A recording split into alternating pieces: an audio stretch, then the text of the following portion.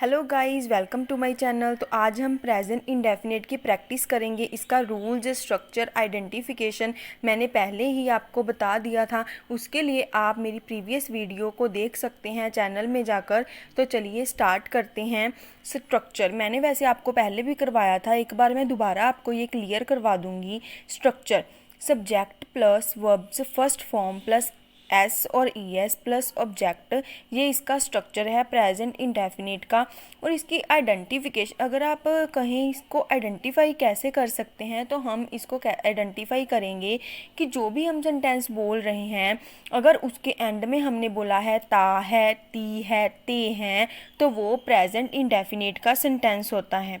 सबसे पहले हम अफर्मेटिव और पॉजिटिव सेंटेंसेस को देखेंगे कि इनको, सबसे पहले हम इनका स्ट्रक्चर देखते हैं कि इसको कैसे लिखा जाता है, जब कैसे बोला जाता है। जैसे आई, यू, वी, दे और कोई भी प्लूरल हो तो हम वर्ब की फॉर्म के साथ एस और ई एस नहीं लगाते हैं। जैसे यहाँ पर मैंने एस और ई एस नहीं लगाया है। और सिंगुलर्स के साथ हम ही, शी, राजू और कोई भी सिंगुलर हो, किसी एक पर्सन का नेम हो, तो हम उसके साथ एस या ई एस लगाते हैं। ये वर्ब की फॉर्म पर डिपेंड करता है कि उसके साथ एस लगेगा या ई एस लगेगा। तो इसको हम क्लियर कर लेते हैं। जैसे ये प्लूरल्स के हैं, ये वाले आई रीड ए नोवेल, इसको कैसे लिखेंगे हम? I read a novel, you read a novel, we read a novel, they read a novel. ये वाले सारे सेंटेंसेस को हम ऐसे लिख सकते हैं। और जो सिंगुलर्स के हैं उनको हम ऐसे, he reads A novel, she reads A novel, Raju reads A novel. तो इसमें हमने क्या नोटिस किया है कि जो हमारे सेंटेंसेस होते हैं सिंगुलर और प्लूरल, हम उनको कैसे लिख सकते हैं। प्लूरल्स और सिंगुलर में वर्ब की फॉर्म्स के साथ बस हमने देखना है कि एस लगाना है या नहीं लगाना है, उसमें आपको इजीली क्लियर हो जाएगा। नेगेटिव सेंटेंसेस, नेगेटिव सेंटेंसेस में हम डू नॉट और डज नॉट का यूज़ करते हैं सिंपल प्रेजेंट में।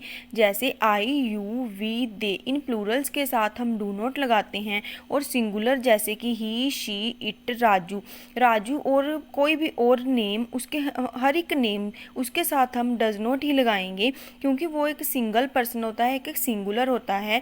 जैसे पहले हम प्लूरल्स वाली एग्जाम्पल देखते हैं कि इनको कैसे लिखना है। I do not read a novel. You do not read a novel. We do not read a novel. They do not read a novel. इससे हम इजीली क्लियर देख पा रहे हैं कि आई, यू, वी, दे, बस पहले सब्जेक्ट ये लग जाएगा और इन सब के साथ डू नॉट लगाएंगे और एंड में ऑब्जेक्ट लगा देंगे।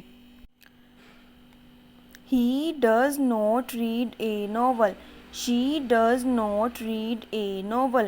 Raju does not read a novel. तो ये थे हमारे नेगेटिव सेंटेंसेस जिसमें हमने डू नॉट और डज नॉट को सीखा कि कैसे लिखते हैं। अफर्मेटिव और नेगेटिव सेंटेंसेस के बाद अब हम इंटेरोगेटिव सेंटेंसेस को देखते हैं कि हम इनको कैसे लिखते हैं। क्या करेंगे इसमें, हम डज और डू, नेगेटिव सेंटेंसेस में हम जो सब्जेक्ट होता है उसके बाद में डज और डज नॉट को लिखते हैं, लेकिन इंटेरोगेटिव सेंटेंसेस में हम इसको पहले लिखते हैं। जैसे does he read A novel और एंड में इसके क्वेश्चन मार्क डल जाता है। तो इंटेरोगेटिव सेंटेंसेस कैसे बनते हैं, इसी सेंटेंस को हमने क्या करना है, जैसे डज है उसको आगे लिख देना है और ही को पीछे लिख देना है। हम इसके साथ नोट भी लगा सकते हैं। जैसे ये भी सेंटेंस इंटेरोगेटिव बनाना हो तो हम क्या करेंगे, does he not read A novel, और इसके पीछे अगर हम क्वेश्चन मार्क लगा देंगे तो ये इंटेरोगेटिव सेंटेंस बन जाएगा। नेक्स्ट देखते हैं, does she not read A novel, do you not read A novel. इसमें भी हमने डू और डज दोनों को मैंने इस्तेमाल किया है कि जो प्लूरल्स हैं उनके साथ डू लगाया है और सिंगुलर्स के साथ डज लगाया है। Does Raju not read A novel, Raju भी सिंगुलर है तो इसके साथ भी हम डज लगाएंगे। Do they not read A novel, do है तो हम इसमें भी दे है, दे के पहले डू लगाया गया है, तो इंटेरोगेटिव सेंटेंसेस में एट द एंड हमने क्वेश्चन मार्क लगाना होता है और डू और डज जो हैं वो पहले आ जाते हैं। आई होप कि अब आपको प्रेजेंट इंडेफिनिट का स्ट्रक्चर क्लियर हो गया होगा, उसको कैसे राइट डाउन करना है आप समझ गए होंगे। अब हम उसके कुछ एग्जांपल्स और लेते हैं, जैसे मेरे पिताजी हर रोज़ जिम जाते हैं। इसके एंड में जो वर्ड आ रहा है वो है ते हैं। इससे क्लियर हो गया कि ये प्रेजेंट इंडेफिनिट का ही टेंस है। तो हम इसको इंग्लिश में कैसे ट्रांसलेट करेंगे? My father goes to gym every day. हमने यहाँ पर वर्ब की फॉर्म के साथ ईएस लगाया हुआ है। तो जब भी आप ये वाले वर्ड्स यूज़ करेंगे, इस स्ट्रक्चर को फॉलो करेंगे, तो आप इजीली सेंटेंस को बना सकते हैं। मैं हर सप्ताह दौड़ती हूँ। I run every weekend. Run verb की फॉर्म है, बट इसके प्लूरल्स के साथ हम एस नहीं लगाते। वह बिस्तर बनाते हैं। They make the bed. Again they जो है वो प्लूरल है, तो इसलिए वर्ब की फॉर्म को हम ऐसे ही लिख देंगे। छात्र वर्दी पहनते हैं। The students wear their uniform. वह स्कूल नहीं जाता है। He does not go to school. मैं ईमेल नहीं लिखता हूँ। I do not write an email. क्या आपका बेटा लंदन रहता है? Does your son lives in London.